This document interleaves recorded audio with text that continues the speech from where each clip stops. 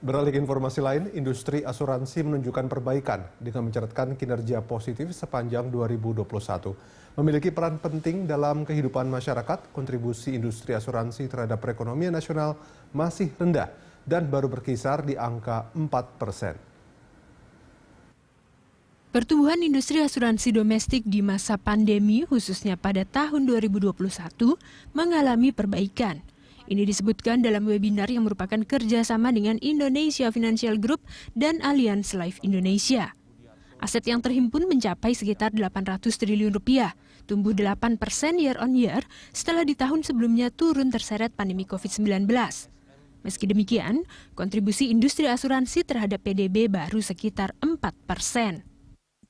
Ada barangkali ruang-ruang yang bisa ditingkatkan di industri asuransi. Nah, saya bisa sampaikan kembali masih terbuka ruang yang sangat luas ya bagi industri asuransi untuk tumbuh berkembang.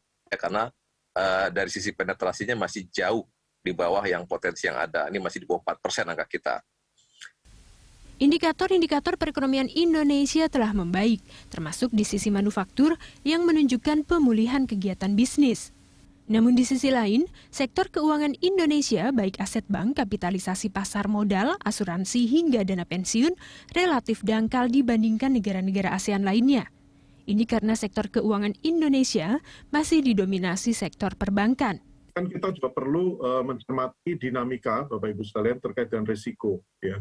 Nah tentunya risiko ini adalah berimpact kepada dari sisi keuangan, kebijakan tapering misalnya, itu akan berimbas kepada fluktuasi dari nilai tukar, kemudian perdagangan dan bahkan labor ya shortage yang ada di UK misalnya itu juga menjadi tekanan tersendiri mengakibatkan inflasi di berbagai negara.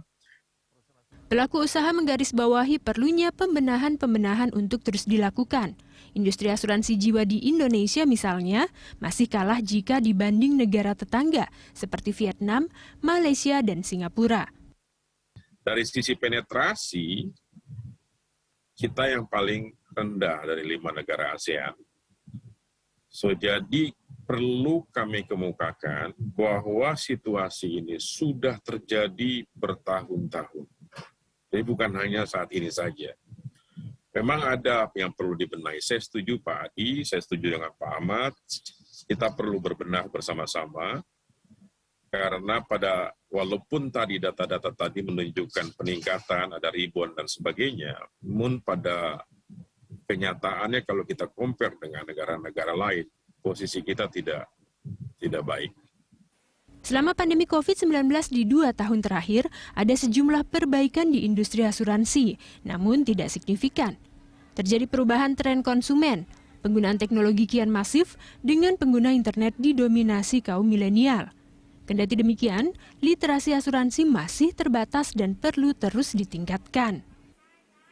Dan industri sudah berusaha untuk meningkatkan literasi, namun berkembang secara lambat. Dalam masa pandemi kemarin, secara natural, awareness orang terhadap asuransi itu meningkat. Karena terutama pada waktu spek Delta varian kemarin ya, kan banyak orang di sekitar kita, di sekitar para customer itu yang langsung mengalami dampak langsung dari event tersebut kan, baik itu masalah kesehatan maupun masalah kematian. Jadi ya pandemi sedikit memberikan tambahan awareness kepada para masyarakat kita. Selain literasi yang masih rendah, masalah edukasi, penerapan tata kelola yang baik, hingga perlindungan pemegang polis asuransi masih perlu ditingkatkan. Tahun ini, industri asuransi umum secara year on year diproyeksikan akan tumbuh pada kisaran 9 hingga 11%. Sementara premi asuransi jiwa diproyeksi tumbuh double digit. Felmi Loebela, Berita 1, Jakarta.